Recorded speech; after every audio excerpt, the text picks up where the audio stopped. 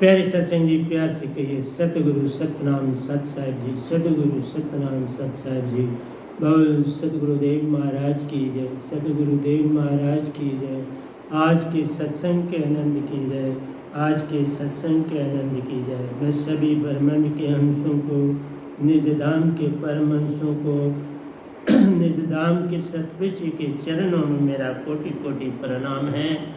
वे ही आपको जगाने की सब चेष्टा कर रहे हैं। ये गदा बाई निमित्त बिन निअक्षर शब्द जो सतपुरुष मेरी ओर भेजते, मैं उसको खर और अक्षर में बदल के आपके कानों तक पहुँचाता हूँ, ताकि सत्य को जान सको, सत्य के ऊपर चल सको और अपने घर, निज घर जो चौथा लोक है वहाँ आप पहुँच सको। उसी के लिए मैं सारा कुछ जो है आपके लिए प्रवचन सतपुरुष के द्वारा दे रहा हूँ। तो आज पहले कोई 3-4 प्रश्न हैं, प्यारे सत्संग जी उनको देख लेते हैं। कहता है कल युग के बाद क्या आएगा। कई लोगों का कहना है कि कल युग जब ये जा रहा है, कल युग है, तो ये जब जाएगा तो क्या होगा। दूसरा प्रश्न है शिकारी क्या खेल खेलता है। फिर हम भक्ति में कब आते हैं, जिसमें मन का क्या रोल है, आत्मा बॉडी में कैसे काम करती है। तो ये 4-5 प्रश्न हैं, जितने आज हो सकेंगे मैं आपको दूंगा। तो सबसे पहला है कल युग का के बाद क्या होगा। लोग अपनी अपनी राय दे रहे हैं। मैं राय नहीं, मैं सच दूंगा। राय की कोई बात ही नहीं है, सत्य ही सत्य होता है। राय सत्य नहीं होती, कभी हो भी सकती है, लेकिन गैस वर्क नहीं। हर चीज़ जो है साइंटिफिक है। सारा स्ट्रक्चर हमारे यूनिवर्स का साइंटिफिक है और साइंस के ऊपर बेस्ड है। परंतु ये साइंस रूहानियत है। रूहानियत के बेस पर जाया जा सकता है और रूहानियत की साइंस के अनुसार ये काम चलता है। जहाँ साइंस नहीं पहुँचती वहाँ रूहानियत पहुँची पहले होती है, फिर साइंस उसकी परख करती है ये कितना सही और कितना गलत है। तो परख का हक है साइंस को, परंतु जो रूहानियत है वो बहुत आगे चलती है और समय बीत भी जाता है तो वो पूर्ण ढूंढ नहीं सकती, सत्य को पा नहीं सकती साइंस, जो कि धर्म के अनुसार हम बड़ी आसानी से पा सकते हैं। तो आइए कल युग के बाद क्या होगा। प्यारी सत्संग जी, बहुत समय लगता है एक युग को बनने के लिए और साधारण नहीं होता। और ख़ासकर जब कल युग जाता है प्यारी सत्संग जी, तो अभी कल युग तक आपका दिन है। सतयुग से लेके मेरे प्रवचन जो अब मैं दे रहा हूँ, मैं बोलता हूँ, समाज को, ब्रह्मांड को बड़े ध्यान से सुने और ज़रूर सुने। यही सत्य है ब्रह्मांड के लिए। मैं सत्य से होके आया हूँ, सत्य को जाना है, सत्य बांट रहा हूँ। झूठ को देखा है, झूठ को पहचाना है, झूठ की पहचान दे रहा। तो प्यारी सत्संग जी, ये सतयुग से लेके सतयुग, त्रेता, द्वापर और कलयुग, ये चारों अवस्थाएं जो प्यारी सत्संग जी हैं, ये दिन का समय। तब हम कहते हैं दिन चढ़ा हुआ, ओंकार भगवान का दिन।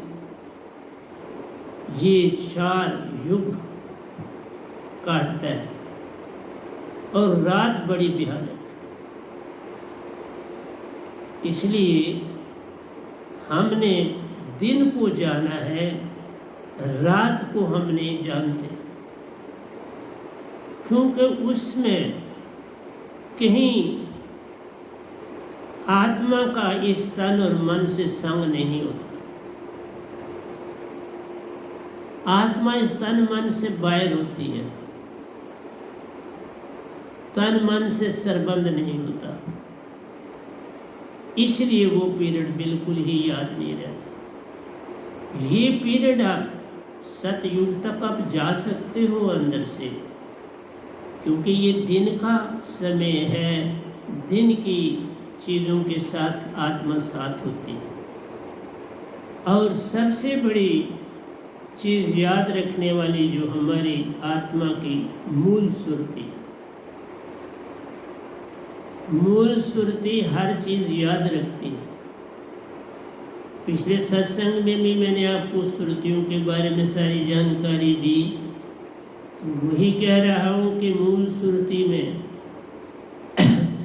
सब कुछ सतयुग से लेके कलयुग तक याद हो। जितने भी तुमने जन्म लिए वो तुम्हारे अंदर बिल्कुल नक्शे की तरह लिखे गए हैं। तुमने क्या क्या किया लिखा गया है, क्या अच्छा क्या बुरा, कहाँ मन का प्रयोग, कहाँ आत्मा का प्रयोग, कहाँ धर्म कहाँ अधर्म, सब कुछ लिखा है। तो जो दिन होता है तो याद रहता है। रात को आप सोते हो, सपने भी देखते हो, कुछ देर के लिए सपना याद रहता है, फिर भूल जाते हो, सपना भूल जाते हो, क्योंकि सपने अपने होते नहीं। सत्य की परिभाषा आप उसके जानते नहीं, वो क्या कहता है सपना, सपने की अपनी लैंग्वेज है। सपने को पढ़ा लिखा और समझा जा सकता है, लेकिन इतना समय किसके पास कि उसमें जाए। जो घटना है वो घटेगा, तो इसलिए सपने में जाने की आवश्यकता ही नहीं। हम पहले क्यों जान ले क्या घटना है, तो इसलिए हम जब घटेगा देखना। इसलिए प्यारी सत्संग जी, कई लोग ऐसा लिखते हैं कि कलयुग के बाद फौरन सतयुग आ जाएगा। नहीं साहब,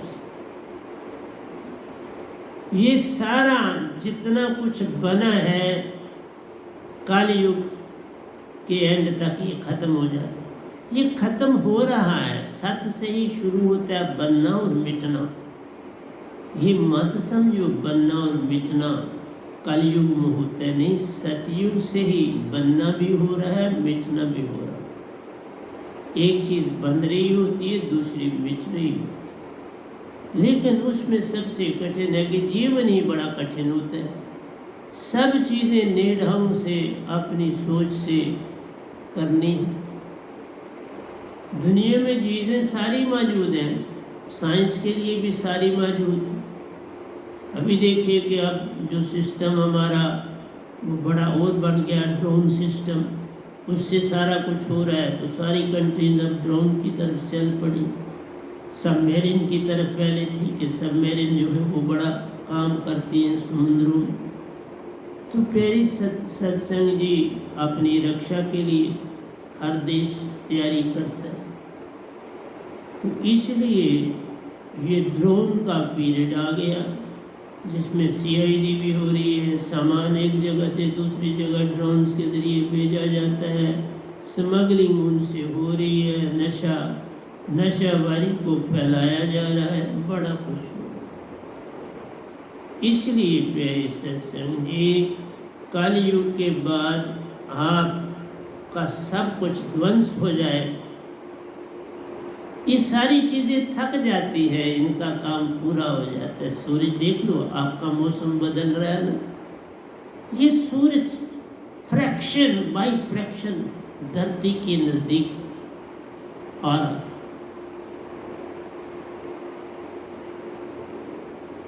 सागर अपना तवाज़न बदल रहे, पहाड़ अंदर से खोखले हो रहे। कुछ इंसानों ने कर दिया, खुद धरती के घूमने ने कर दिया। अर्थ के घूमने से बड़ा फर्क पड़ता है इन चीज़ों को जो अर्थ पर है। इस रेवोल्यूशन से जो है वो चट्टानें अपनी जगह से खिसकती हैं, किसी जगह खिसकती हैं, किसी जगह से वो अपनी जगह बनाती हैं। बस मकान की नींव की तरह है, कोई नींव टूट रही है, कोई नींव बन रही है। तो प्यारी सत्संग जी, मेरा कहना ही नहीं, सच बता रहा हूँ कि आपके कल युग के बाद दिन खत्म होगा। जो धरती पर दिन है, बड़ा दिन, एक दिन जो है, जो आप घंटों में बनाते हो कि ज़मीन चक्कर काट रही है, तो आधा हिस्सा उसका रात में चला जाता है, आधा फिर दिन में आया, फिर वो चेंज होता है, दिन और रात बन रही है। इसी तरह सीज़न बन रहे हैं आपके पास, 4 सीज़न बनते हैं, सर्दी है, गर्मी है, ये पतझड़ आदि। तो इस तरह से स्प्रिंग सीज़न है, पतझड़ है, तो ये 4 सीज़न आपके बनते हैं। सब गैलेक्सीज जितनी हैं वो भी थक चुकी होती हैं कल युग तक, अब उनका भी जो है विध्वंस होना शुरू हो जाता है। और हमने भूला है कि सबसे पहले जो घटता ही धरती पर, धरती का विनाश हो जाता है और पानी में सबमर्ज हो जाती है। कहीं धरती दिखाई नहीं देती है, पानी ही पानी रह जाता है। और सूरज नज़दीक आ जाता है, चांद भी नज़दीक, ये चांद आदि दूसरी चीज़ें छोटी छोटी पहले ख़त्म होना शुरू हो जाती, ये भी इस महासागर में आकर समा जाती है। और पानी ही पानी ठाठे मारता है। और पता है पानी ने अग्नि में बदल रहा है, तो सूरज चांद तारे जितनी हैं ये नज़दीक से नज़दीक आ जाते हैं, तो पानी की एवापोरेशन बड़ी तेज़ी से होती है।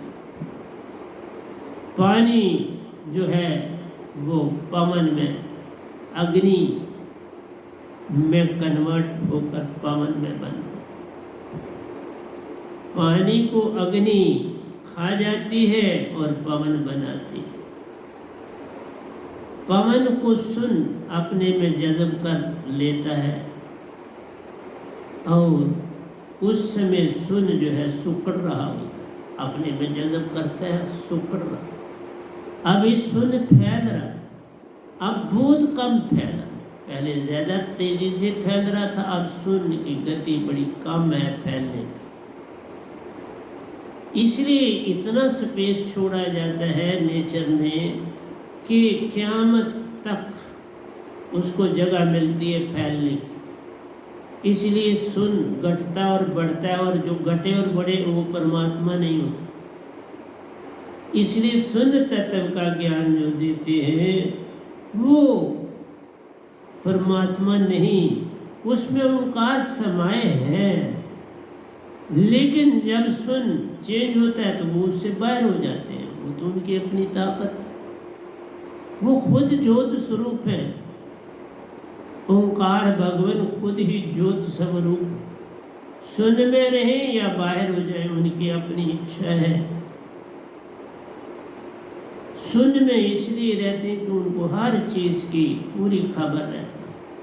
सुन में सारे मैसेज आ जाते हैं और वो देख रहे हैं।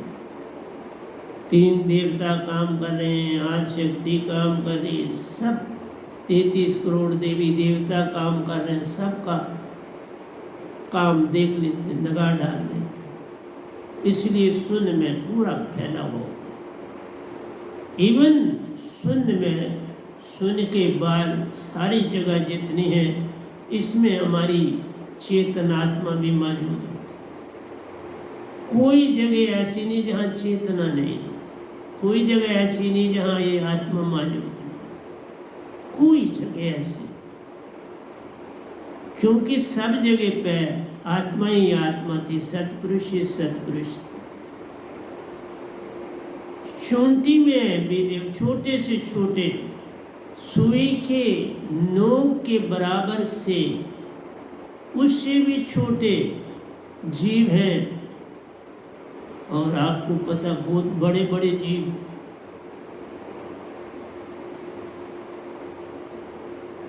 ये सारे के सारे जीवों में आत्मा मौजूद है। कोई जगह नहीं है जो आत्मा से खाली हो, लेकिन शून्य सिर्फ महाशून्य तक। और काल युग जाएगा तो तुम्हारी दिन जो है 4 अरब 32 करोड़ साल का दिन खत्म हुआ और रात शुरू हो जाती। फिर मैंने बोला सुन, सुकड़ता चला जाता। जो ही आपकी रात शुरू हुई तो सुन सुकड़ना शुरू हो, हर एक चीज को अपने में लेता चला जाता। ये जो आपके 4 तत्व हैं, पृथ्वी, जल, अग्नि और वायु, 5वें तत्व शून्य में समा जाते हैं। इसलिए मैक्सिमम संसार के लोग शून्य की भक्ति कर रहे हैं। वो ओंकार भगवान की नहीं कर रहे, वो शून्य की भक्ति कर रहे हैं। इसलिए उनको पता नहीं वो क्या कर रहे। मैंने भी करी ना, 40 साल शून्य की भक्ति करी, उन्हीं का शिष्य रहा, उसी पंथ का शिष्य रहा। 40 साल तो थोड़े से नहीं होते। इसलिए मेरी ड्यूटी सतपुरुष ने लगाई है, किसी गुरुआ ने नहीं। मेरी गद्दी सतपुरुष ने दी है, वही मेरे को चला रहे, उन्हीं के अनुसार मैं प्रवचन कर रहा हूँ। जो कुछ वो मुझे देते हैं मैं आगे आपको दे देता हूँ। लेकिन एक बात बोल दूं, जो कुछ मैं बोल रहा हूँ सब कुछ सत्य पर निर्भर है। तुम मानो या ना मानो। कबीर जी भी जो कुछ बोल के गए सत्य, मेरे सतगुरु जो बोल रहे हैं वो सत्य, ये गदा भाई भी जो बोल रहे हैं सत्य। ये ट्रायंगल है। कबीर साहब मेरे सतगुरु, ये गदा भाई, 3 मिल त्रैधारा बने आगे गुरुआए। एक ही भाषा हम तीनों बोल। हमारी भाषा भिन्न नहीं। बाकियों की चीजें जो सत्य की हैं उनको भी लिया, मैं उनको भी छोड़ नहीं रहा। मैं सबके ऊपर बोल रहा। सभी ने अपना अपना काम किया। बुरा वेकन में गया तो बुरा न मिले को। जो सुरती खोजी अपनी मन नहीं किया, सुरती खोजी अपनी तो मुझसे बुरा न हो। इसलिए प्यारे सत्संग जी, अपने को बुरा जानो, किसी दूसरे को बुरा मत कहो। दूसरे को कहोगे तो गाली है, अपने को कहोगे तो संभालोगे, अपनी गलतियां नजर आएंगी, अपने दुख दर्द सारे नजर आएंगे और तुम उनको पार कर पाओ। अगर दुख दर्द ही नहीं दिखेंगे तो पार कैसे करोगे? इसलिए तुम्हारा सबसे जो बड़ा सरबंध है वो प्यारी सत्संग जी वॉलंटरी थॉट्स, जो अपने आप जो 42 थॉट्स तुम्हारे अंदर 1 मिनट में बंद अपने आप चलो, उनको हम वॉलंटरी अपने आप आने वाले विचार,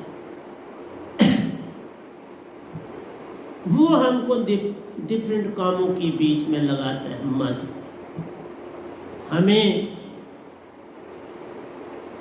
एंगेज करता है उन वॉलंटरी थॉट्स में, जिसमें आप प्लानिंग बनाते हो, हर चीज़ का निरीक्षण करते हो, एनालाइज करते हो, उसमें अपने आप को डालते हो, एंगेज करते हो, उसको अपना काम व्यवसाय बनाते हो या एक्टिविटी बनाते हो। तो इन चीज़ों में तुम्हारा जो है ये वॉलंटरी जो माइंड है, थॉट्स हैं, ये काम करते हैं।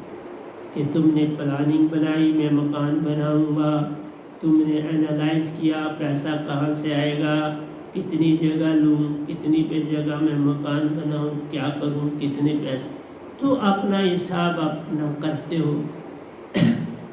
तो एक एक्टिविटी आपको मिल जाती है, एक टास्क आपको मिल जाता है करने के लिए। कोई ऑफिस में अपॉइंट हुआ तो वो अपने टास्क को करता है, कोई मकान बना रहा है वो अपने कोई मकान बनवा रहा है। तो ये सारा आप अपना काम जो करते हैं, ये वॉलंटरी माइंड जो है ये ये अपने आप तुम्हारे अंदर उत्पन्न हो, इसमें तुम्हारी कोई चेष्टा नहीं। इसलिए ये थॉट्स बड़ी तेजी से बहती हैं तुम्हारे अंदर। रिश्ते, नाते, दुख, दर्द, सारा कुछ इसी में आ जाता है। कौन बीमार, कौन दुखी हुआ, मैं किसको देखने जाना है, क्या, ये सारी घटनाएं। फौरन किसी की डेथ हो गई, तुम्हें महसूस में हुआ और तुम उस तरफ जुट गए। तो इसलिए इनको हम क्या बोलते हैं कि ये वॉलंटरी थॉट्स हैं, और ये तकरीबन हमारी बॉडी में 95% वॉलंटरी थॉट्स जो अपने आप चलती हैं, अपने आप बनते विचार हैं। ये तुम्हारे अंदर 95% पूरी तरह से 95, और जो बाकी 5% बनता है उसमें मिक्सचर होती है। उसमें भी वॉलंटरी भी काम कर रहा है और इनवॉलंटरी भी काम कर रहा है। उसमें 4% जो है आपका वॉलंटरी ही काम कर रहा होता है और 1% इनवॉलंटरी का। वहाँ पर भी मन उसको मौका बहुत कम देता है इनवॉलंटरी को। वॉलंटरी का ही बोलबाल है।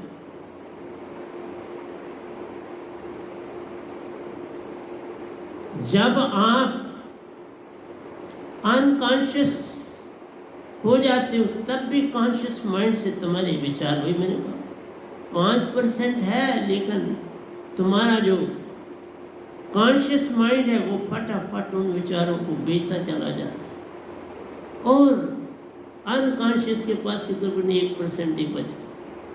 और कभी कभार 0.01% बचता है, मन ही काबू करता है।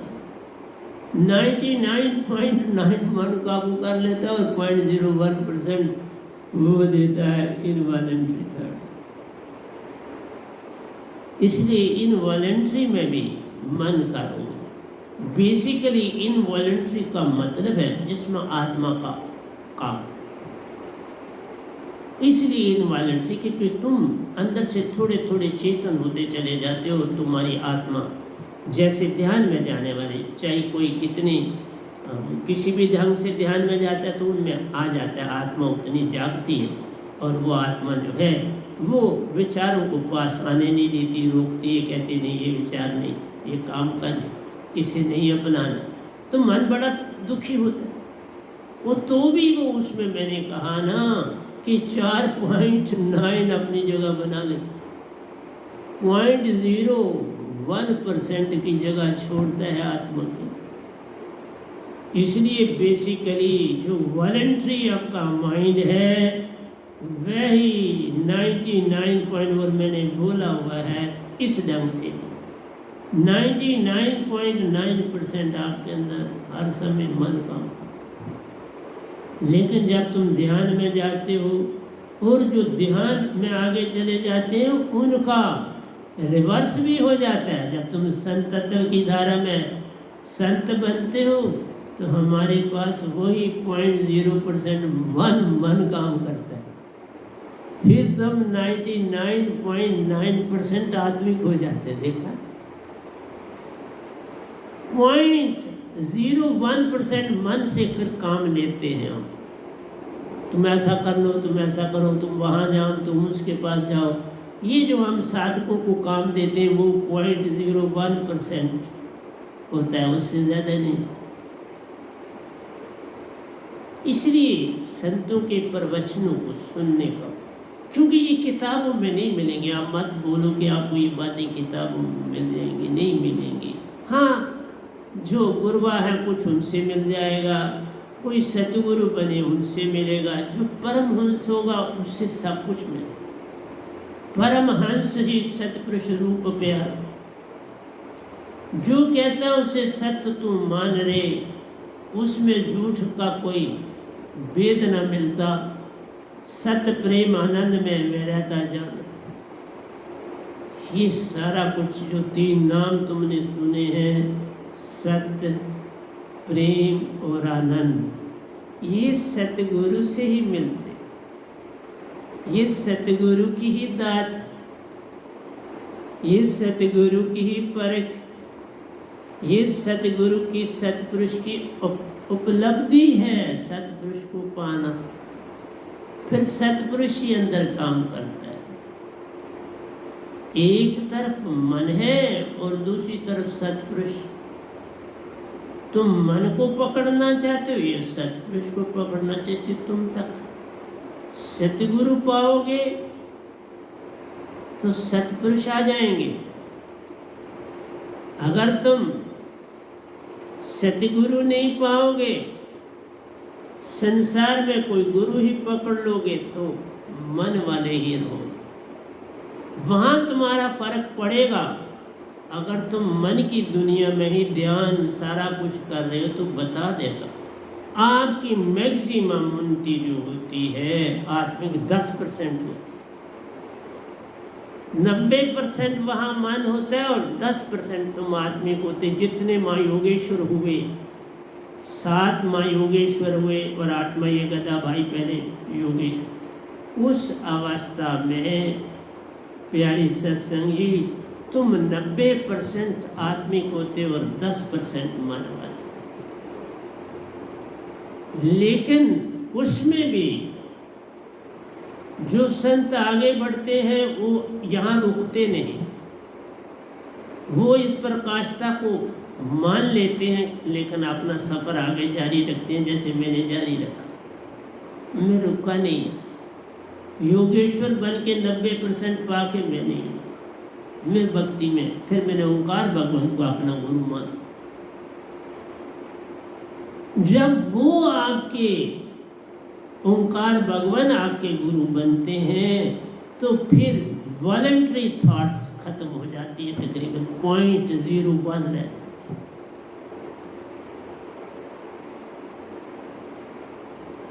लेकिन उसमें कम ज़्यादा होता रहता है। जो ही आप निजाम की बात अभी नहीं करता, तुम शास्त्र सार की ओर चलना शुरू होते हो तो आप 90 से 95 होते हो।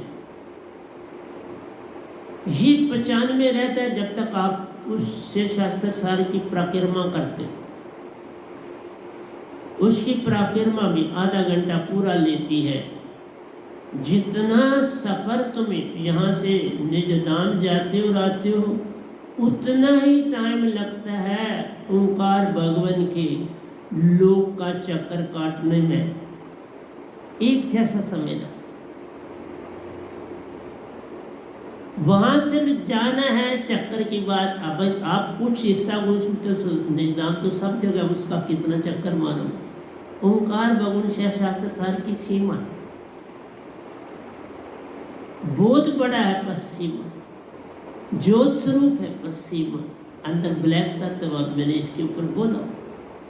इसलिए हर प्रवचन में एक नई चीज़ होती है, एक नए ढंग से बतानी होती है, उसको नए ढांचे में डालना होता है। जैसे आप कभी फुल्का खाते हो, कभी परोंठी खाते हो, कभी पूड़ी खाते हो।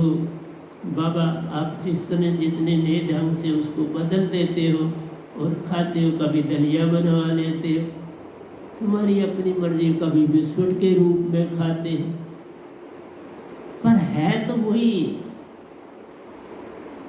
कनक के दाने। चावलों की कई चीज़ें बना लेते हैं, है तो वो राइस। लेकिन मेरा आपसे कहना है कि मन जो आपका वॉलंटरी माइंड है उसको पार करना आसान।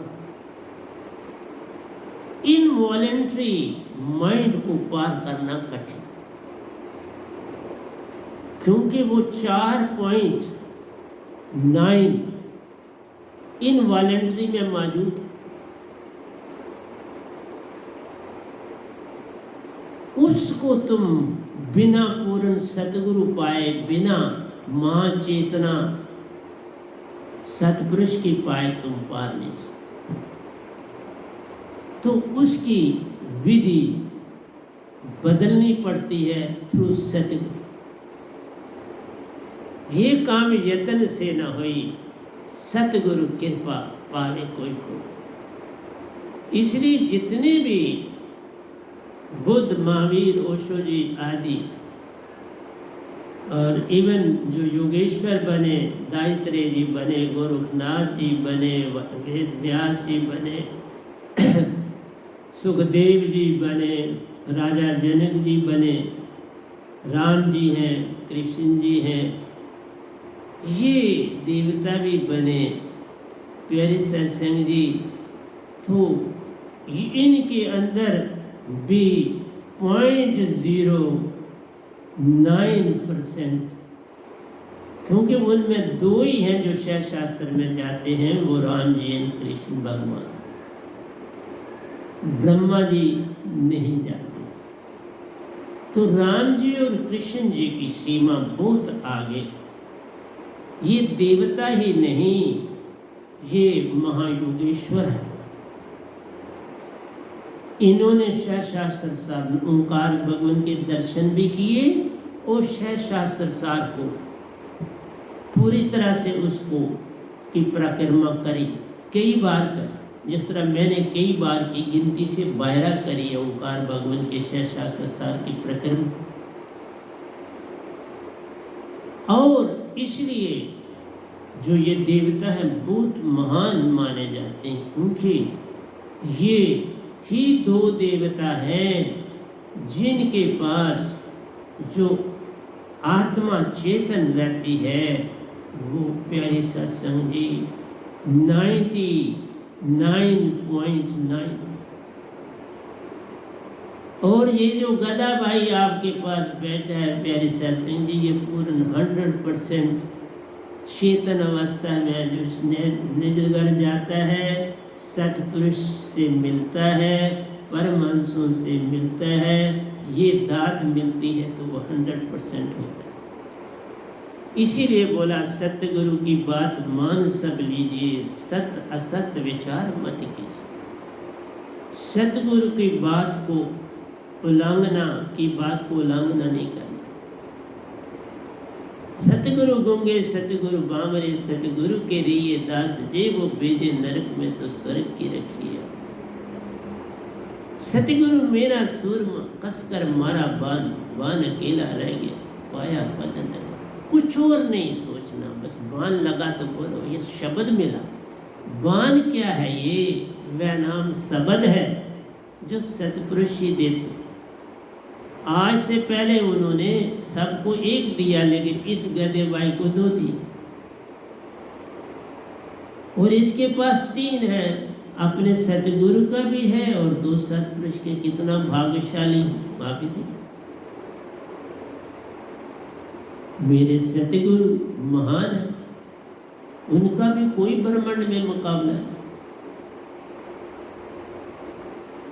मेरे बन जाओ उनके बन जाओ, कोई फर्क नहीं पड़ने। मेरे यहाँ से कम संगत है, मैं इंडिविजुअल अटेंशन दे सकता हूँ। अब उनकी संगतें बहुत बड़ी, इंडिविजुअल अटेंशन नहीं दे पाती, वो कठिन, इम्पॉसिबल। क्योंकि मेरे से वो बहुत पहले का काम था, नहीं मुझे तो लेट, मेरे को तो ये 13-1 साल हुए। इसलिए प्यारे सत्संग जी, मेरा आपसे इस प्रश्न का उत्तर दिया, वॉलंटरी एंड इनवॉलंटरी। ये माइंड बिन सतगुरु मिट पाता नहीं, कोई कोटन करे। इसलिए तुम्हें हर तरफ से जो बरमाता है, जो संसार की तरफ ले जाता है, वो ये मन जो पल पल विचार देता है। तो मैंने आपको पहले प्रश्न का उत्तर दिया, कलयुग की बात क्या होगा ये भी बता दिया कि पहले आप रात देखेंगे 4 अरब 32 करोड़ साल की, सुन में गोला बन जाएगा, सुन में उसमें रहना पड़ेगा। वो सबसे कठिन है, इसलिए वो याद नहीं रहता। 4 अरब 32 करोड़ साल रहना, तुम सत को नहीं पाना चाहते, जरा सोच लो। ओंकार भगवान की भक्ति जो उसने भी करी, वो उसमें फंसेगा ही फंसेगा। ओशो जी निकल गए क्योंकि सतपुरुष ने मेरे द्वारा उनको निजाम बना लिया, बच गए, बाकी सब अटके। बुद्ध जी अटके हैं, मैं किसी और का नाम लेने की आवश्यकता नहीं, सब अटके, सभी अटके और भटके एक ओशो जी तर गए, क्योंकि उनके अंदर भावना, उस समय कोई पूर्ण सदगुरु नहीं था, उनका कोई दोष नहीं, क्योंकि उस समय सतगुरु कोई सत्य होता तो उन्होंने सबकी किताबें पढ़ी, कांटेक्ट किए, वो करते। बुद्ध की एक एक जगह पर वो गए, जहाँ जहाँ बुद्ध अपना समाधि वहाँ गए, जिस नदी में वो जो है गिरने लगे थे, बाल बाल बचे, एक दरख्त को पकड़ के अपने आप को, क्योंकि इतने दुबले पतले कमज़ोर हो गए, उस जगह को भी जो था उन्होंने ओशो जी ने देखा। तो मुझे कोई लगता नहीं कि जितनी उन्होंने इस कलयुग में भक्ति में उन्नति की, लोगों को जगाया, बहुत बड़ा काम। मैं थोड़ा लेट जगाने की ड्यूटी लगी, जैसी ड्यूटी लगी वैसे ही करना है, मुझे लेट ये देगी तो उनकी मर्जी, क्या चाहते हैं क्या, मैं तो काम करूँगा और कर रहा हूँ। तो आइए हमारे पास अगला आपके पास प्रश्न है, कहता है शिकारी क्या खेल खेलता रे, ये भी उत्तर दूंगा। उसके से आगे तीसरा प्रश्न, हम भक्ति में कब आते हैं, हम भक्ति में कब आते हैं, ये बहुत ही इम्पोर्टेंट है, क्योंकि भक्ति में तभी तुम आओगे, जो मैंने पहले आपको कहा, मन से पार होना। मन से पार होने की इच्छा चाहो तो तुम भक्ति में आओगे, नहीं तो भक्ति में नहीं। इस तीसरे को हम पहले लेते हैं, शिकारी को हम, क्योंकि समय नहीं इतना मिलेगा, अगले सत्संग में लेंगे। हम भक्ति में कब आते हैं, बड़ा प्यारा प्रश्न है। इस चीज के ऊपर भी ओशो जी ने काम किया है, मैं उन्हीं से शुरू करूंगा और आगे बढ़ूंगा, क्योंकि जो प्यारे काम कर गए संसार में, उनको जरूर लेना चाहिए, उससे समय बचता है और उसके आगे आप चलो। उनका कहना है प्यारी सत्संग जी कि संसार मन में रुचा हुआ, ये ध्यान की तरफ नहीं जाता, मंदिर मस्जिद गुरुद्वारों में जाता है, टीके लगाता है और बस अपने काम में जुट जाता है, चाहे अमीर हो, चाहे गरीब हो, चाहे मिडिल तबका हो। एक चीज मैं आपको बताऊं, जो गरीब है उसको भक्ति में भी लगाना बड़ा कठिन है, और जो अमीर है उसको भी लगाना भक्ति में बड़ा कठिन। जो मीडियाकर है उसके लिए आसान, इतना आसान भी नहीं, लेकिन फिर भी बाकी दो से, अमीर और गरीब दो तबके भक्ति में नहीं आ पाते। वो जो उन्होंने पीढ़ियों ने उन्हें दिया है विरासत में, उसी के ऊपर चलते, वो उसे बदलने के लिए तैयार नहीं होते, इसलिए उनके कबीले होते हैं, लड़ते हैं। अमीर जो है वो पैसे के बल बूते पर अपने लिंक एस्टैब्लिश करते हैं और लड़ते हैं, हाथों से नहीं लड़ते। वो जो काम लेने हैं डिफरेंट कंट्री से, उनके लिए लड़ते हैं, उसके लिए उन देशों की गवर्नमेंट्स को अपनी ओर खींचने, अपनी ओर आकर्षित करने में लगते हैं। तो टग ऑफ वार दोनों जगह, गरीब रोजी रोटी के लिए और अमीर पद प्रतिष्ठा और पैसे के लिए। गरीब की रोजी और रोटी है और अमीर की पद और प्रतिष्ठा है, और जो मिडिल तबका है उसको पता है नहीं, हम 2 आदमी काम करते हैं, रोटी चल जाएगी, ये दुकान हमारी ठीक चलती है, रोटी चल जाएगी, बच्चे एक दो ही कहते हैं हूँ, उससे ज़्यादा नहीं, बड़ा मुश्किल हो जाएगा। वो इस चीज़ का ध्यान रखते हैं मिडिल तबके वाले, गरीब नहीं रखते। और अमीरों के यहाँ आए कहाँ से? जिसने वैसे कर्म किए हैं, जिसने इतना पैसा पाना है, वही उनके घर जन्म लेगा। उनको तो बड़ी दुआएं करनी पड़ती हैं, बड़ा कुछ करना पड़ता है, तो कोई औलाद होती। मिडिल तबका ऑपरेशन करा लेता है, गरीब ज़्यादा बच्चे भी हो जाते हैं तो कहते हैं काम ज़्यादा करेंगे, कोई बात नहीं, तो रोजी रोटी चलेगी, उनको पढ़ाई शढ़ाई का इतना नहीं। और जो पैसे वाला है वो 2 चीज़ों के लिए लड़ता है, स्ट्रगल करता है, पैसा और मान। वो भक्ति में मान के लिए आता है पहले। ओशो जी ने एक बात बड़ी अच्छी कही है, मैं सबके लिटरेचर देखता हूँ जितना मुझे समय मिलता है। उन्होंने कहा है कि हमारी फाउंडेशन बड़ी स्ट्रांग होनी चाहिए। कोई भी चीज़ बदलने के लिए हमारी फाउंडेशन पहले वो बन जाए, जिससे हम आगे चलें, तो फिर वो बदलेगा नहीं। बिल्कुल सच बात। लेकिन फाउंडेशन जल्दी नहीं बनती, ये चीज़ ओशो जी ने क्लियर नहीं करी। इसको मैं वो चीज़ लेता हूँ जो किसी ने कहीं छोड़ दी तो मैं उसको आगे चलाऊँ। पैसे वाला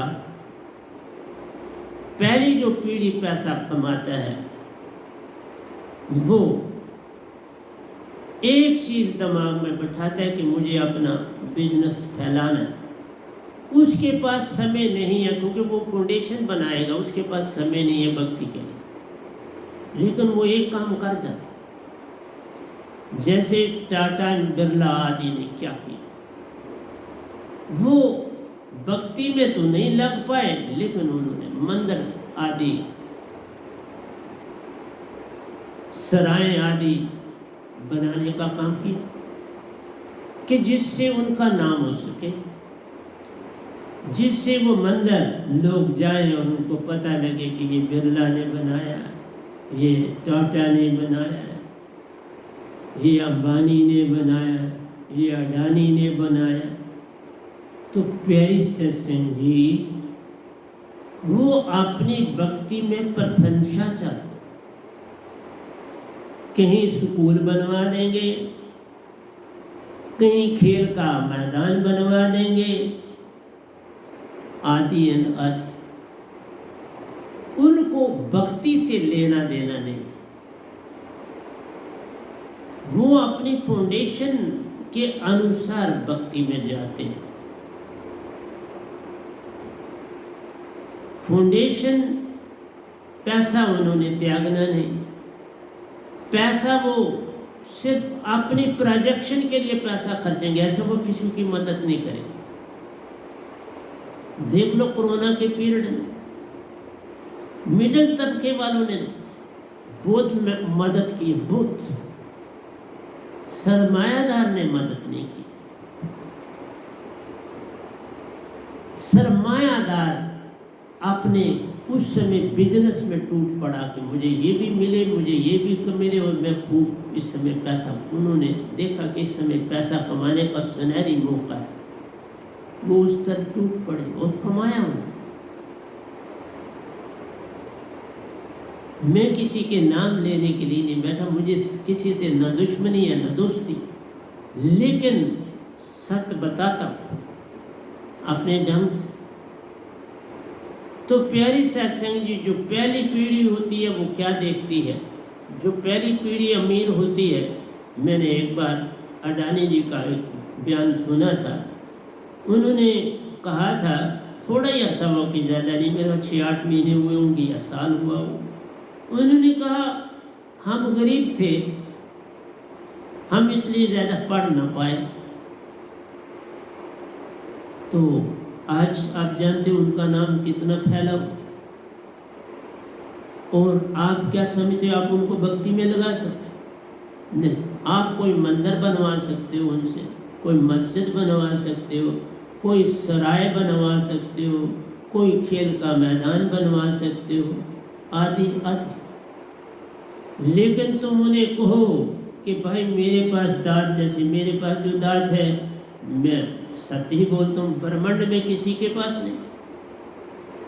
जो दात जिस ढंग से मैंने पाई उस ढंग से आज तक किसी ने नहीं पाई। मुझे सतपुरुष ने खुद धरती पर आकर दात दी, 2 बार आकर दी, ऊपर वाले आश्रम में आके दी,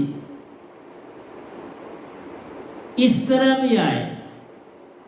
कम से कम 5 बार वो आए हैं मुझे मिलने इसी धरती पर।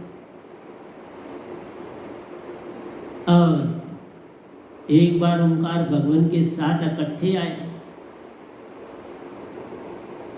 मेरा आपसे कहना है, भक्ति में किसी को लगाना अति कठिन काम, बहुत ही कठिन काम, क्योंकि इसमें आदमी लाभ और हानि देखता है। और इसमें लगने में आपको दिखता है कि लाभ तो कोई खास नहीं, हानि है, कोई पैसा चढ़ाना पड़ेगा, कुछ ये करना, उससे भी बचना। मंदिर एक बनवा दिया, एक सराय बना दी तो चलती है सदियां कि किसने ऊपर नाम लिखा होता है, फलाने बिरला साहब, टाटा साहब, बिरला मंदिर। दिल्ली में देख लो, मैं गया हुआ हूँ बिरला मंदिर। मेरा कहना आपसे है, प्यारी सत्संग जी, सत्य पर चलना, सत्य को पाना बड़ा कठिन काम। ये कोई बिरला ही सेक्रीफाइस कर पाता है। और मैं बता रहा हूँ आपको, पहली पीढ़ी जो अमीर बनता है वो होता है, जैसे अडानी जी ने बोला कि हम गरीब थे, मतलब फादर अमीर नहीं थे। उन्होंने एक पीढ़ी देखी, वो तो गरीब थी, अपनी को निगाह डाली, अमीर हो गए। अपने से अगली को निगाह डाला कि लिए उसके लिए पैसा है, ठीक है, वो भी ठीक चला लेगा। फिर वो देखते हैं, वो बच्चे होंगे उसके अपने, फिर वो देखता है मेरे बच्चों के लिए क्या है, मेरे बच्चों के लिए है। अगर वो है तो बहुत अच्छी बात है। फिर वो 5वीं के लिए अपनी तैयारी करता है। वो कहता है मेरे बच्चों के लिए भी मैं छोड़ जाऊं तो मेरी नींव पक्की होगी, इसलिए मैं ओशो जी से वैरी करता हूँ। उन्होंने कहा पैसा मिल जाएगा तो उसकी फाउंडेशन बन जाएगी, फाउंडेशन पर मकान बने ना बने, फाउंडेशन तो है, वो भक्ति पे चल पड़ेगा। अब वो ध्यान की ओर चल पड़े। ध्यान में वो चल सकता है, लेकिन जिस तरह से सत्य के रास्ते पे नहीं चल सकता। वो ध्यान करने के लिए आ जाएगा, 10 मिनट लगाने, 15 मिनट लगाने, 1 घंटा लगाना है, 9 दिन लगाने हैं, 15 दिन, कोई बात। लेकिन जैसे हमारा कोई साधक बनता है, फिर उसे जुट जाना पड़ता है ध्यान में।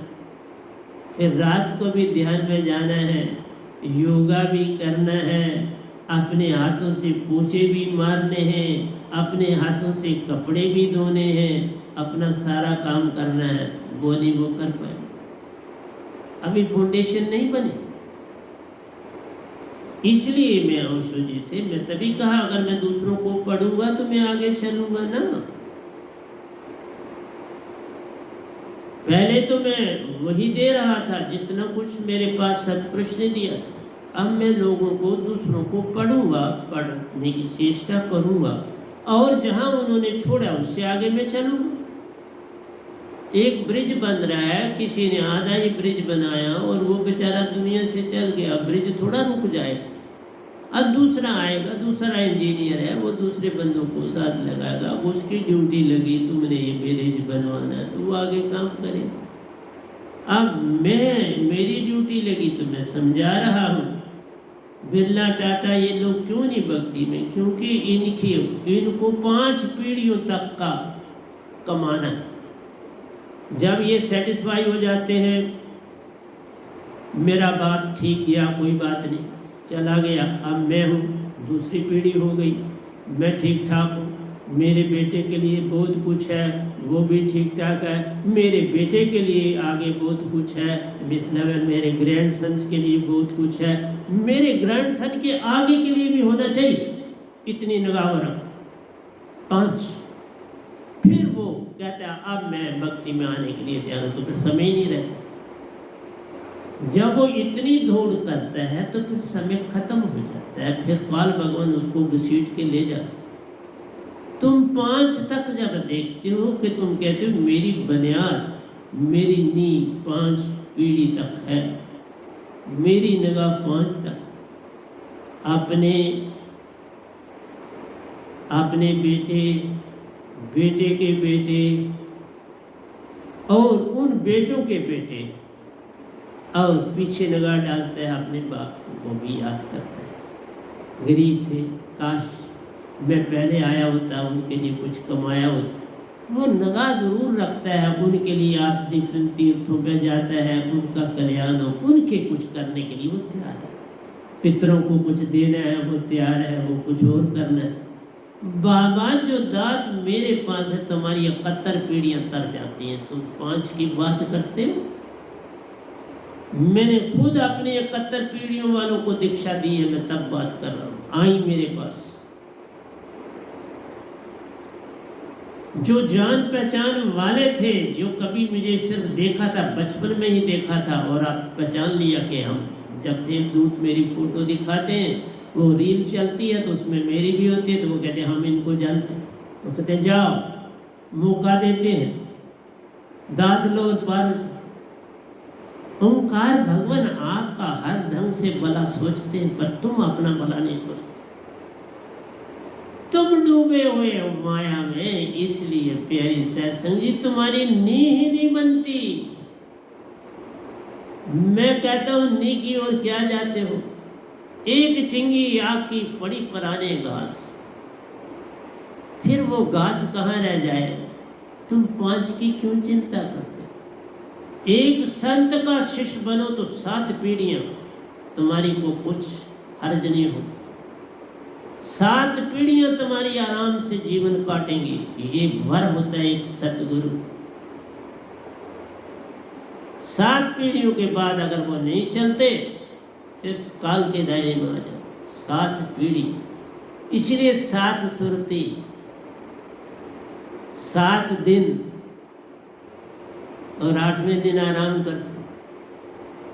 7 की बड़ी महिमा।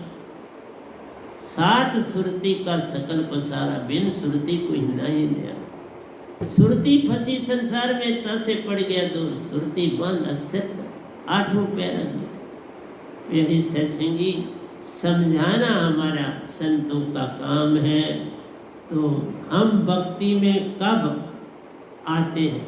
तुम आते ही नहीं, तुम 5 पीढ़ियों को देखते देखते चले जाते हो। गरीब गरीबी को अपनी रोजी रोटी में चला जाता है। मिडिल तबका उसको दमट गई, मंदिर में टीका शिक्का लगाया, वो दिखावे की भक्ति चाहता है। दुकान में धूप दिखाया वो चाहता है।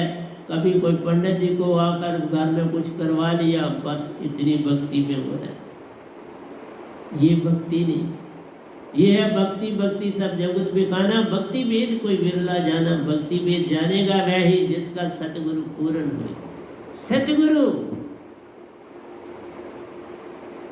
का सब कुछ छोड़ दो, सब कुछ तेरे पास, समर्पण सब कुछ देता है। मैंने अगर 51 साल 6 महीने भक्ति में काटे प्यारे सत्संग, तो समर्पण था तो सतपुरुष ने चुना ना। समर्पण था तो उन्हें मुझे पकड़ लिया कि इस पूरी धरती में इस अकेले को चुना।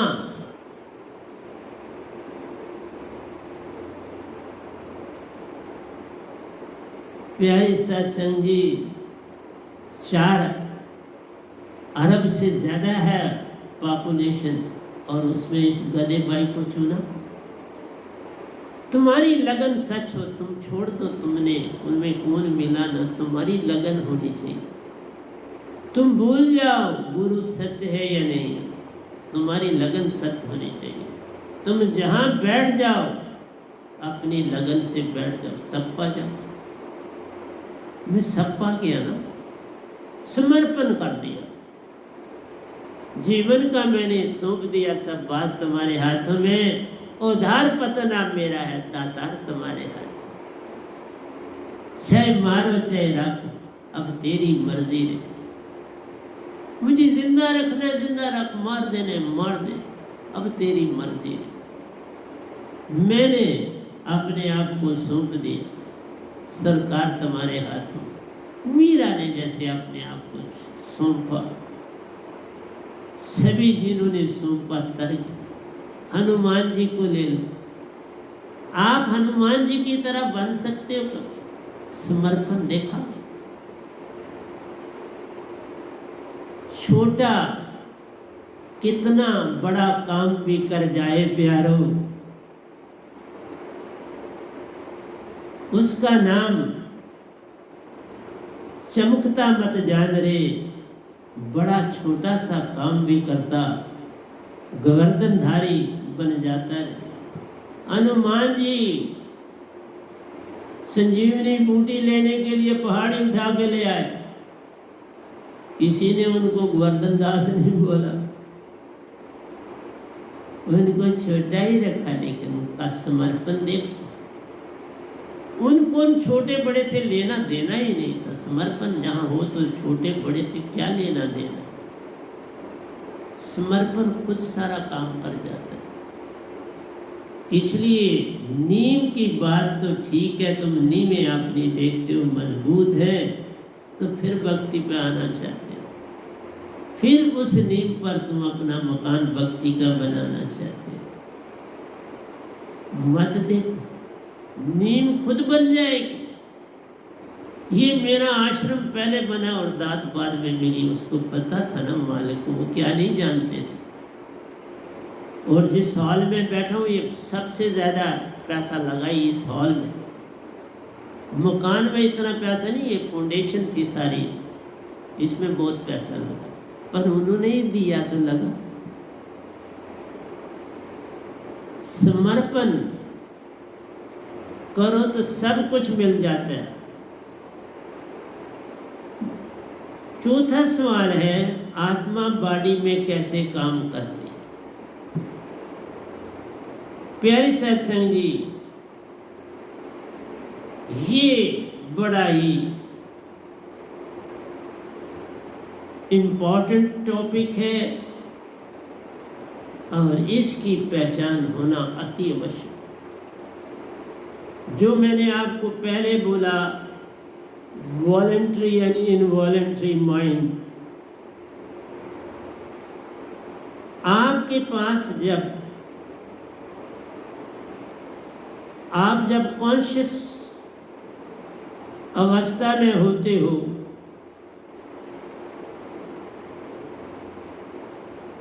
कुछ विचार आपके इनवॉलंटरी होते हैं। कॉन्शियस अवस्था में इनवॉलंटरी होते हैं, और इनवॉलंटरी में मैंने आपको बोला कि आप आत्मिक ज्यादा होते हैं। 90% आप आत्मिक होते हैं। जब तुम 90% आत्मिक हो तो अब आगे बढ़ना और आत्मिक होना कोई कठिन बात नहीं, पर है कठिन। 10% से आगे जाने का तरीका यही है कि आप ऐसे नहीं जा सकते जैसे गोरखनाथ जी के गुरु मच्छिंद्र नाथ जी, बादशाह की लाश को देखा तो बोला वाह वाह, हम भी, क्योंकि उनकी पत्नी को देखा हुआ था, मैंने आपको सुनाया। उन्होंने कहा इससे अच्छा मौका क्या मिलेगा। मतलब है जब तक तुम अपने विकारों से, अपने बुरी आदतों से बाहर नहीं आ जाते, तब तक तुम आत्मिक नहीं हो सकते। आत्मिक तभी आदमी होता है जब आपके सबसे पहले विकार चले जाए। चाह गई चिंता गई, सुरती बेपरवाह, वही शहंशाह है जिसको नहीं चाह। जब तुम्हारी आशा तृष्णा छूट जाती, किसी की आशा तृष्णा मत करो, मालिक अपने हिसाब से दे देता। जैसा कर्म करेगा बंदे वैसा ही फल पाए। तुम्हारे पास, आपको मैंने बोला 95% तुम्हारे पास क्या होते हैं? पिछले जन्मों के विचार लदे हुए होते हैं तुम्हारे पास। क्या तुमने नहीं किया, क्या करना था, क्या, वो कई जन्मों के विचार तुम्हारे पास होते हैं। वो गठड़ी तुम्हारी जो है वो 95% है। वो तुम अपने साथ रखनी पड़ती है, आपके चित्त में मौजूद होती। चित्त बहुत बड़ी सीढ़ी। तुम आत्मा को देते नहीं हो। आत्मा के पास 5% भी नहीं होती, वही होती है उसके पास 1% या 0.09 1 भी नहीं होती। 0.09 देते हो तुम अपनी आत्मा को अंदर खुराक। और सोच लो, मतलब 0.1 भी नहीं तुम देना चाहते तो क्या बनेगा तुम्हारा? तुम 99% रहकर और 99.9 भी बन जाते हो और 0.01% आत्मा को रखते हो, और तब भी तुम नहीं संतुष्ट होते। इतना मन दुखी करता है इंसान। मैंने तब कहा था ये जो मेरे आखिरी प्रवचन है, कहाँ रुक जाऊंगा। आज जो प्रवचन आपको दे रहा हूँ वो 1001 आपका YouTube में और 1000 पहले पढ़ा, मतलब 2001 सत्संग में आपको दे चुका। ये भी अभी खत्म होने जा रहा है, लेकिन मैंने 4 पॉइंट आपके पास लिखे थे, लेकिन मैंने आपके सामने जो एक ही मेन है, voluntary and involuntary, conscious and unconscious. जब आप कॉन्शियसनेस से करते हो तो वहाँ मन बोझ जाता है। अनकॉन्शियस मीन्स तुम आत्मिक भी हो, अब तुम थोड़ा होश में हो, अब तुम कुछ करना चाहते हो। सो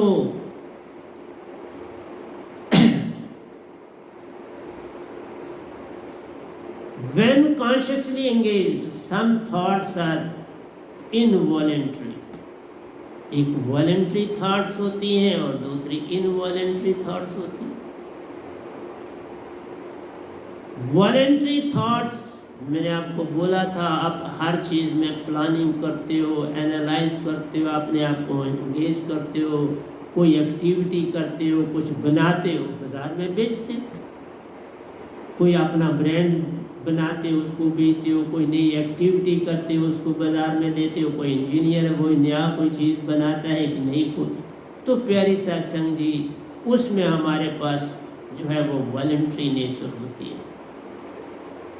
जब इनवॉलेंट्री में आते हो तो उसमें आत्मा फंसाते थे। इनवॉलेंट्री का मतलब है तुम भक्ति में आ गए, तुम अब कुछ भक्ति में चलने लगे तो तब तुम इनवॉलेंट्री आओगे। जब तक भक्ति में नहीं आओगे तो फिर तुम वॉलेंट्री में ही रहे, फिर तुम कॉन्शियसनेस में ही रहे। तुम आत्मा की कॉन्शियसनेस में नहीं, ये मन का कॉन्शियसनेस, तुम मन में लटके हुए हो उस समय।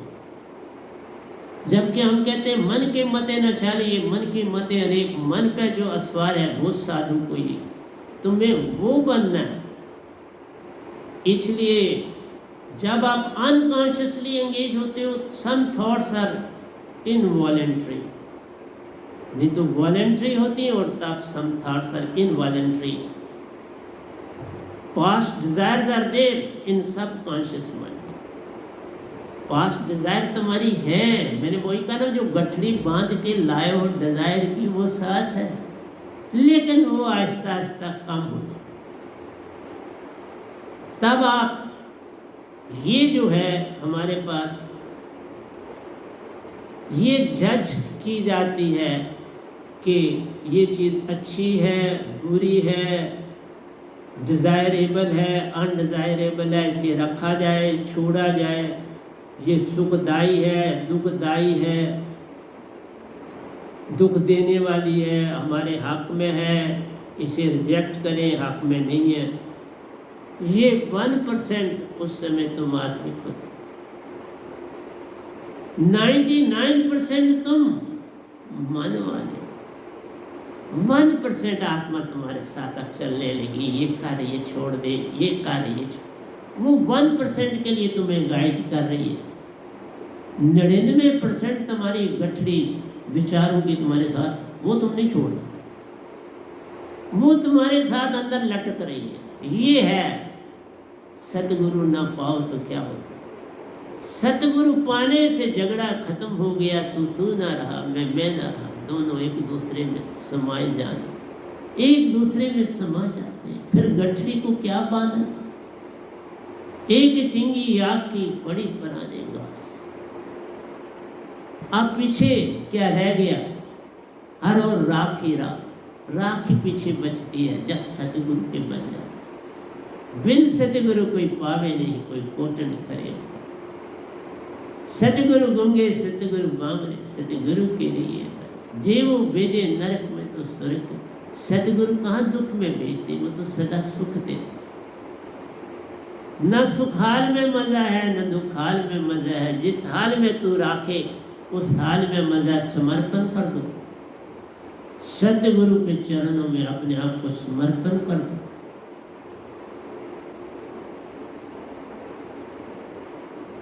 सतगुरु एक ही जग में आता प्यार। और देख लो जम्मू में भेजा, जम्मू में ही मेरे सतगुरु ज्यादा रहते हैं और मैं भी जम्मू में। देखा जम्मू कितना, जेड के कितना सुखदाई, जेड के कितना प्रफुल्लित स्टेट है। यहाँ के लोग कितने अच्छे हैं, तभी तो यहाँ भेजा। यहाँ सभी बड़े प्रेम से रहते हैं, आपस में मिलजुल कर वक़्त काटते रहते हैं, अच्छे बुरे का भेद नहीं करते। लेकिन एक ही बात है, हमारे कश्मीरी भाई बहनों ने बहुत दुख उठाया, अभी भी उठा रहे हैं। मैं कहता हूँ उनका दुख जल्दी ही दूर हो जाए और वो यहाँ रहे या श्रीनगर में रहे, शांति से, उनको कोई तंग न करे। उनके जीवन में भी खुशियाँ आनी चाहिए, उनकी खुशियों के लिए सोचना चाहिए। तो प्यारी सत्संग जी, मेरा आपसे यही कहना था। और ये सब चीज़ें हमारे अंदर की शांति को पूरी तरह से तहस नहस कर देती, चीर फाड़ देती। और इसको सुरती से बांधा जाए तो तुम सब गठरी जल जाएगी। सुरती से कैसे बांधोगे, सतगुरु के हो जाना पड़ेगा। जे तू मेरा हो ही रे, सब कुछ तेरा होए। जब तुम सतपुरुष के हो जाओ तो पीछे क्या रह गया।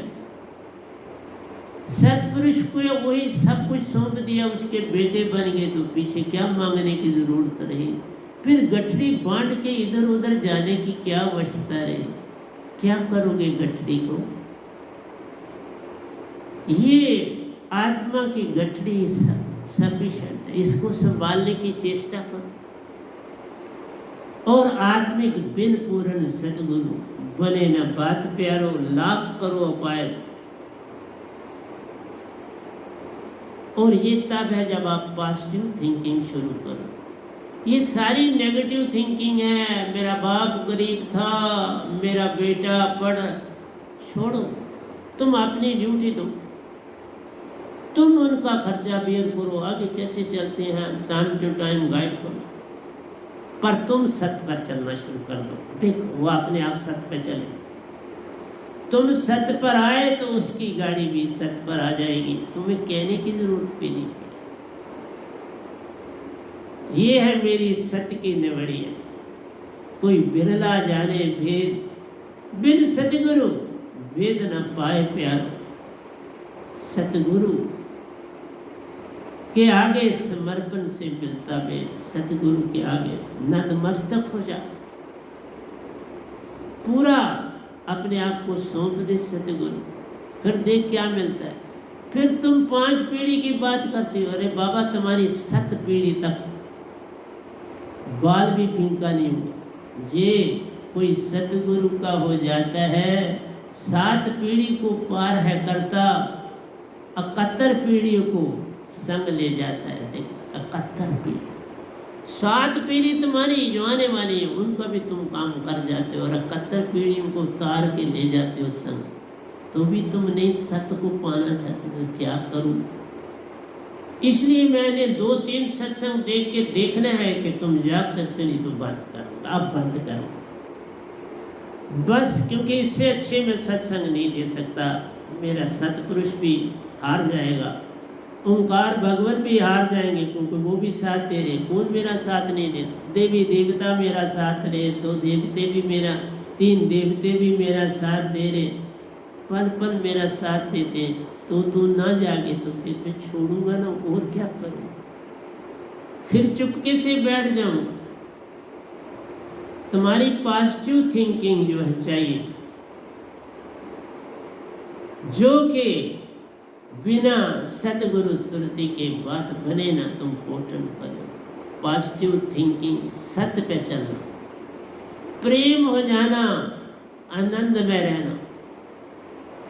सत्य, प्रेम और आनंद तुम्हारी भाषा प्यारो, यही गठड़ी अब तुम्हारी रे।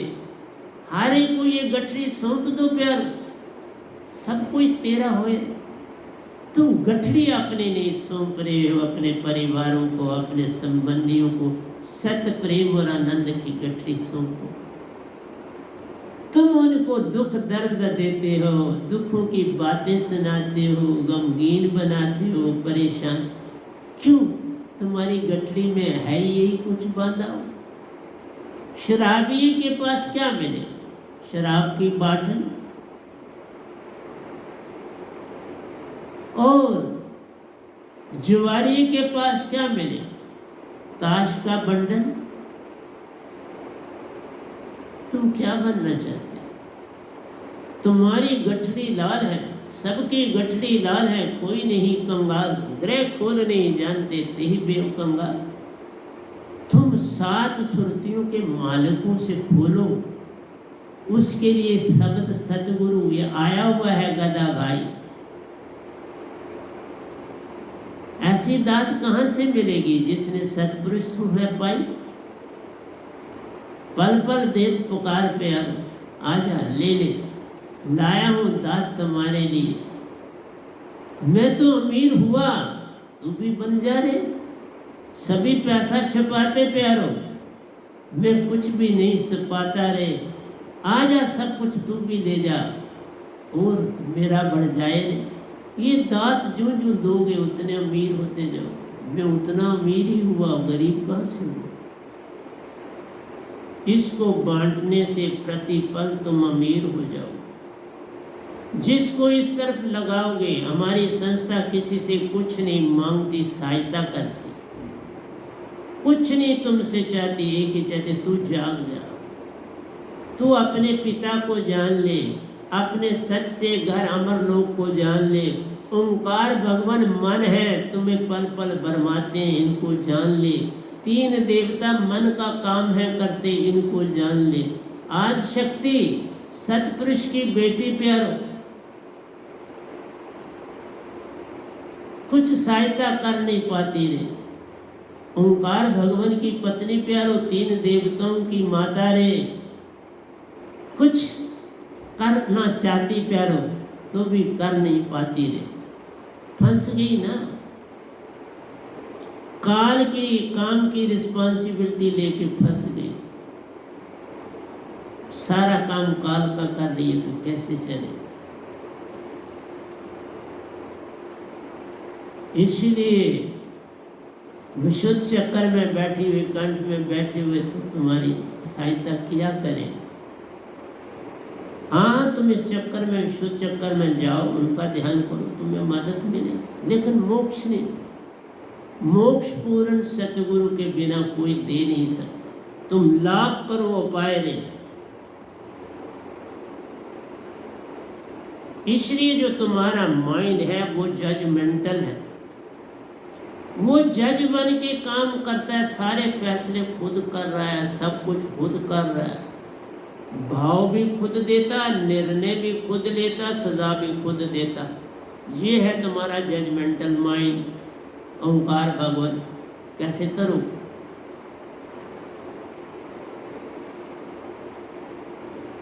और इससे निकलने के लिए सतगुरु पूर्ण की गाइडेंस चाहिए, सतगुरु का शब्द चाहिए, सुरती चाहिए।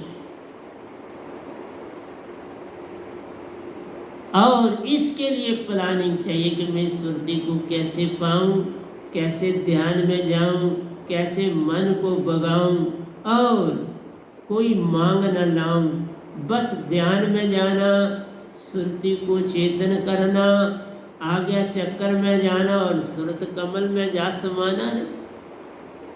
ध्यान की गति यूं करो जैसे नाद कुरंग, पल पर बिछड़े नहीं प्राण तजे तेईसन। भाई उस हिरन की तरह जिसके अंदर बंसरी की धुन ऐसे बजती है कि भागता है उसी ओर। शिकारी उसका शिकार करने के लिए उसके सामने अपनी गर्दन रख देते, लो काट ले, मुझे जो चाहिए था वो मुझे मिल गया, मैंने इसकी धुन सुननी थी, सुन ली, तो अब काट। इसलिए समर्पण करो सतगुरु के चरणों। बिन सतगुरु कोई पावे नहीं, कोई कोट न करे। इसलिए रात हो या दिन, सुबह हो या शाम, सिमरन में रहना जान ले प्यारे, मन के बंधन से छूट जाएगा, उसकी जजमेंट से पार हो जाएगा, उसके बंधन को काट पाएगा, जन्म मृत्यु के जाल से पार हो जाएगा। सत्य को पा, प्रेम हो जा, आनंद में खो जा और अपने घर, निज घर को जाए, अपने घर की ओर चल।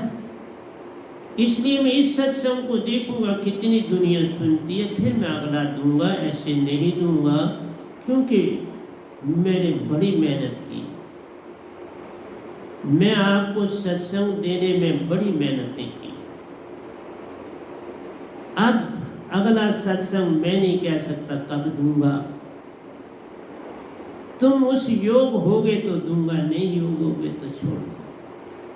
अब मैं आपकी योग्यता को देखूंगा, आप उस योग हो कि आपको सत्संग दिया जाए, कि आप उस योग्य नहीं, सत्संग वापस दिया जाए।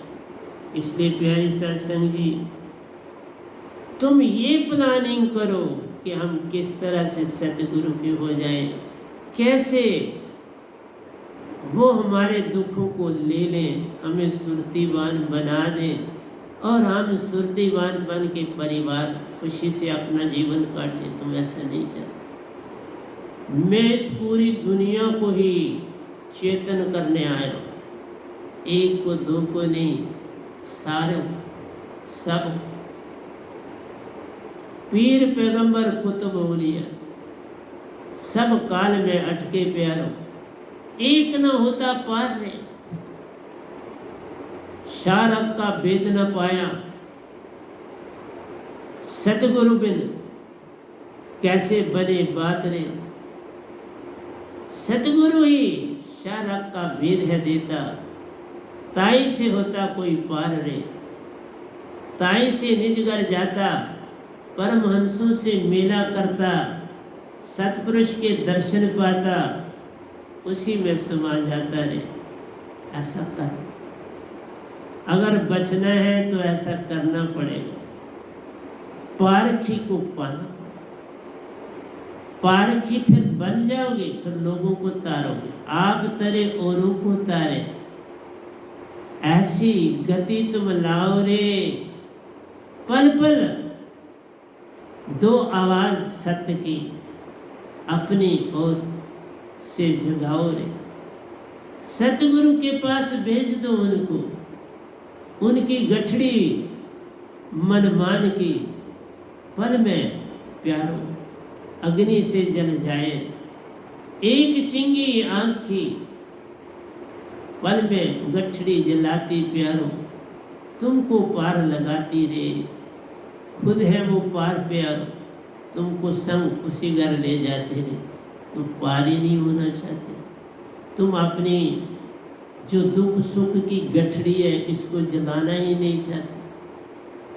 दुखों से भी जाना है, सुखों से भी जाना है। हमें ना सुख से कुछ, ना सुख हाल में मजा है, ना दुख हाल में मजा है। जिस हाल में तू रखे उस हाल में मजा, फिर जिस हाल में वो रखे उसी में रहना सीख लो तो हो गया भजन। अपनी आत्मा को खुराक सुरती की दे दी तो हो गया भजन। अपने परिवार के लिए कुछ अच्छा कर गए तो हो गया भजन।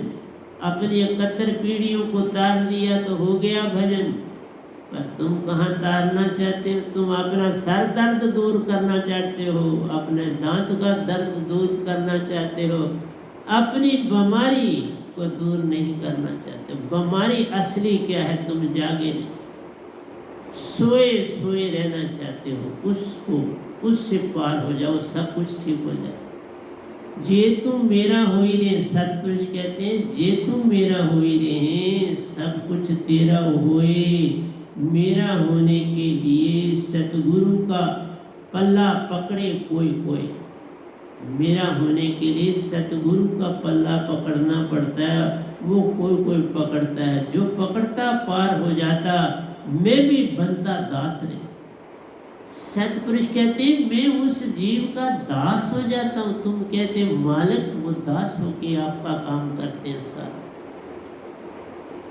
इसीलिए सबकी गठड़ी लाल है, कोई नहीं कंगाल। ग्रे खोल नहीं जानते तेही बेव कंगाल। तुम्हारे अंदर हीरे मोती प्यारो, लालों के लाल भंडार रे। सागरों के सागर भरे पड़े, हिमालय से ऊंचे पहाड़ रे। सभी में भरे हीरे ज्वारात, मानिक आदि पल में पावे पार। ये सब पाके पार हो जाए। और क्या करना है इनको? ये तो एक बहाना है। हमें सत गुरु को पाना है और सतगुरु पुरुष के घर जाना। सतगुरु को पाना है, सतपुरुष के घर जाना है। इतना सा काम कर लो तो हो गया भजन। तो प्यारे सत्संग जी, यहाँ क्लोज करता हूँ। मैंने आज आपको 2 सवालों के ही उत्तर दिए, जो बाकी 1 या 1.5 है अगले सत्संग में बात करूँगा आपसे और जगाने की चेष्टा करूँगा। तो प्यारे सत्संग जी, प्यार से कहिए सतगुरु सतनाम सत साहिब जी, सतगुरु सतनाम सत साहिब जी, सतगुरु सतनाम सत। बाउल सतगुरुदेव महाराज की जय, सतगुरुदेव महाराज की जय। आज के सत्संग के आनंद की जय, आज के सत्संग के आनंद की जय। सभी सुनने वाले, चाहे दीक्षित हैं चाहे नहीं है, उन सब के चरणों पर मेरा कोटि कोटि प्रणाम है। मेरे प्रणाम को कबूल करिए और अपने आप को पार करिए।